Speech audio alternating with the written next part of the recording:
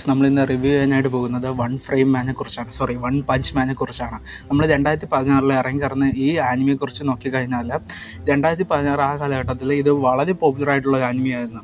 ജപ്പാനിലെ ആനിമേഷൻ എന്ന് പറയുന്നത് കുടിൽ വ്യവസായം പോലെ ആണെങ്കിൽ പോലും ജപ്പാന് പുറത്ത് അപൂർവം ചില ആനിമകൾ മാത്രമാണ് വലുതായിട്ട് പോപ്പുലറായിട്ടുള്ളത്.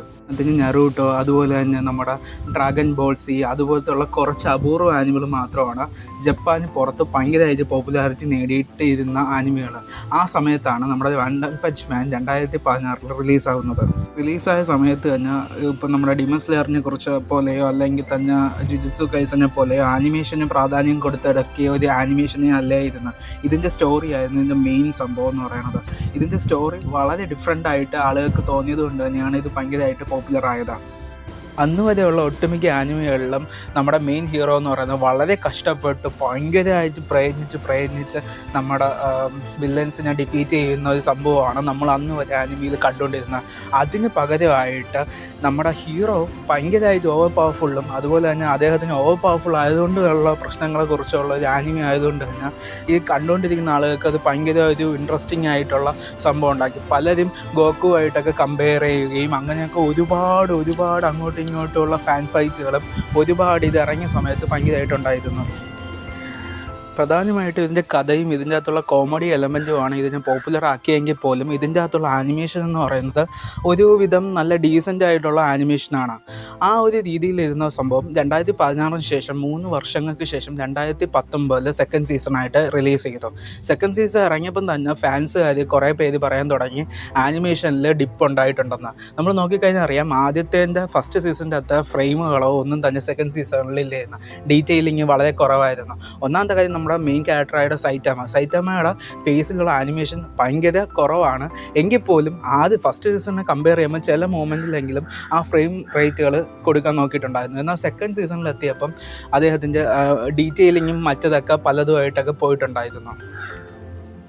ഫാൻസുകാർ അതൊന്നും വലിയ ഒരു ഇതായിട്ട് എടുത്തിട്ടില്ലായിരുന്നു. കാരണം എന്ന് പറയുന്നത് ആനിമേഷൻ അല്ല ഇതിൻ്റെ മെയിൻ സംഭവം എന്നുള്ളത് കൊണ്ട് തന്നെയാണ്. അതുകൊണ്ട് അവർ തേർഡ് സീസണിന് വേണ്ടി വെയിറ്റ് ചെയ്തു. തേർഡ് സീസണിലാണ് നമ്മുടെ മാങ്കയെ നോക്കിക്കഴിഞ്ഞാൽ ഏറ്റവും കിടിലായിട്ടുള്ള ആർക്ക് വരുന്ന 3ാമത്തെ സീസണിലാണ്. അതുകൊണ്ട് തന്നെ നല്ല ഭൂരിപക്ഷം ആൾക്കാരും 3ാമത്തെ സീസൺ എങ്ങനെ ഇരിക്കും എന്നുള്ള ഒരു പ്രതീക്ഷയിലാണ് വെയിറ്റ് ചെയ്തുകൊണ്ടിരുന്നത്. 3ാമത്തെ സീസണിൻ്റെ ആദ്യത്തെ എപ്പിസോഡ് ഇറങ്ങിയപ്പം തന്നെ എല്ലാവരും നോട്ടീസ് ചെയ്തു ഇതിൻ്റെ അത് പലതിലും ഫ്രെയിം റേറ്റുകൾ വളരെ കുറവാണ്. ചില ഫ്രെയിമൊക്കെ നോക്കിക്കഴിഞ്ഞാൽ ചുമ്മാ ചുണ്ട് പോലും അനക്കുന്നില്ല.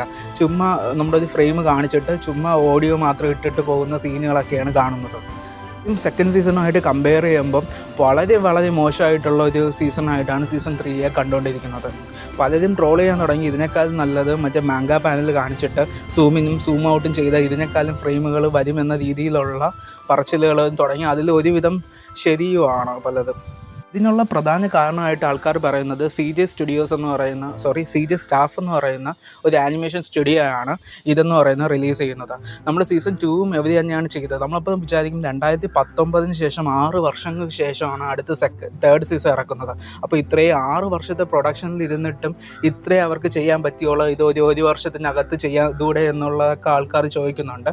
പക്ഷേ ശരിയാണ്, കാരണം ഇത് 6 വർഷം പ്രൊഡക്ഷനിൽ ഇരുന്നെന്ന് പറയാൻ പറ്റില്ല. കാരണം ഇതിൻ്റെ അകത്ത് ഒട്ടുമിക്ക ഭാഗം ടൈം എങ്ങനെയാണ് സ്പെൻഡ് ചെയ്തതെന്ന് വെച്ചാൽ ഇത് ഏത് സ്റ്റുഡിയോ ആനിമേറ്റ് ചെയ്യണമെന്നുള്ള ഒരു ഇതിലാണ് അവരിരുന്നത്. ഇവർ മെയിനായിട്ട് ചെയ്ത് കഴിഞ്ഞാൽ നമ്മൾ CJ സ്റ്റാഫ് എന്ന് പറയുന്ന സ്റ്റുഡിയോയെ കുറിച്ച് നോക്കിക്കഴിഞ്ഞാൽ 2024 അവർക്ക് 10-14 ആനിമേഷൻ സീരീസുകൾ അവർ ഇറക്കിയിട്ടുണ്ട്. അതായത് ചവർ കണക്കിന് സീരീസ് ഇങ്ങനെ പ്രൊഡ്യൂസ് ചെയ്തുകൊണ്ടിരിക്കുന്ന ഒരു ആനിമേഷൻ സ്റ്റുഡിയോയാണ് അവർ. അതുകൊണ്ട് തന്നെ ഈ സ്റ്റുഡിയോയിൽ നിന്നും ഇത്തരത്തിലുള്ള ഒരു ആനിമേഷൻ മാത്രമേ അവർക്ക് ചെയ്യാനും പറ്റുകയുള്ളൂ. ഈ സീസൺ 3 ഡയറക്ടറിൻ്റെ ട്വിറ്റർ അക്കൗണ്ട് വരെ ഇപ്പം അദ്ദേഹം ഓഫ് ചെയ്ത് വെച്ചിരിക്കുകയാണ്. കാരണം എന്ന് പറയുന്നത് അത്രയ്ക്ക് ബാക്ക്ലാഷാണ് ഇതിനെതിരെ വന്നുകൊണ്ടിരിക്കുന്നത്. ഇതിനുള്ള മെയിൻ കാരണം എന്ന് വെച്ചാൽ ഫണ്ടിങ് കുറവാണ്. ആനിമേഷൻ ഉണ്ടാക്കാനായിട്ട് അവരുടെ ബഡ്ജറ്റ് ഇട്ടത് വളരെ കുറച്ച് മാത്രമേ അവർ ഇട്ടുള്ളൂ. അവർ മാക്സിമം നോക്കിയെന്ന് വെച്ചാൽ ലോ ക്വാളിറ്റിയിൽ ഉണ്ടാക്കി ബൾക്കായിട്ട് അവർ ഡിസ്ട്രിബ്യൂട്ട് ചെയ്യുന്ന ഒരു സെറ്റപ്പാണ് അവർ നോക്കിയത്. നിങ്ങൾ നോക്കിക്കഴിഞ്ഞാൽ അറിയാം, ഈ വൺ പഞ്ച് മാൻ്റെ റൈറ്റ് കൊടുത്തിട്ടുള്ളത് യൂട്യൂബിന് കൊടുത്തിട്ടുണ്ട്, MX Player കൊടുത്തിട്ടുണ്ട്, നെറ്റ്ഫ്ലിക്സിൽ കൊടുത്തിട്ടുണ്ട്, ആമസോണിൽ കൊടുത്തിട്ടുണ്ട്. എനിക്ക് തോന്നുന്നത് പൈറേറ്റ് സൈറ്റുകളിൽ കൊടുക്കാൻ പറ്റുമെങ്കിൽ അതുപോലും അവർ കൊടുത്തിട്ടുള്ള രീതിയിലാണ് ഇതിൻ്റെ റൈറ്റ് അവർ പലയിടത്തും ഡിസ്ട്രിബ്യൂട്ട് ചെയ്തിരിക്കുന്നത്. അതായത് മാക്സിമം ആളുകളിലേക്ക് ഡിസ്ട്രിബ്യൂട്ട് ചെയ്ത് ലോ ക്വാളിറ്റി ചെയ്ത് പ്രോഫിറ്റ് ഉണ്ടാക്കുക എന്നൊരു ലക്ഷ്യത്തോട് മാത്രം ചെയ്ത സംഭവമാണ്. ആനിമേഷൻ ഫാനിനെ കുറിച്ചോ ഇതിൻ്റെ ഒരു ഫാൻ ബേസിനെ ഇതിനെക്കുറിച്ച് ഒരു തരത്തിലുള്ള ബോധേടും ചെയ്യാതെയാണ് ഇവരിങ്ങനെ ഒരു ആനിമേഷൻ ഇറക്കിയിട്ടുള്ളത്. ഇപ്പം പലരും ഇപ്പം തന്നെ കംപ്ലയിൻറ്റ് ചെയ്ത് തുടങ്ങിയിരിക്കുന്നത് സീസൺ 3 ഒന്നേന്ന് ആനിമേറ്റ് ചെയ്യണമെന്നുള്ള സംഭവമാണ്. അതൊരിക്കലും നടക്കുമെന്ന് പറയാൻ പറ്റില്ല, കാരണം അത് ഭയങ്കര പോസിബിൾ അല്ലാത്ത കാര്യമാണ്.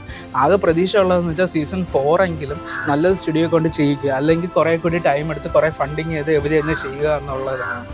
സീസൺ 3 ഇറങ്ങിയപ്പോൾ ഓരോ ഫാൻസും ചിലവർ പ്രതീക്ഷ വെച്ച് പുലർത്തുന്നുണ്ട്, അടുത്ത എപ്പിസോഡ് ഇറങ്ങുമ്പോൾ നല്ലതായിട്ട് ക്വാളിറ്റി ഇമ്പ്രൂവ് ആവുമെന്ന് പറഞ്ഞ് വിശ്വസിക്കുന്നവരുണ്ട്. ബട്ട് ഈ ഒരു രീതിയിലാണ് പോകുന്നതെങ്കിൽ അതിനുള്ള സാധ്യത വളരെ കുറച്ച് മാത്രമേ നമുക്ക് പറയാൻ പറ്റുള്ളൂ.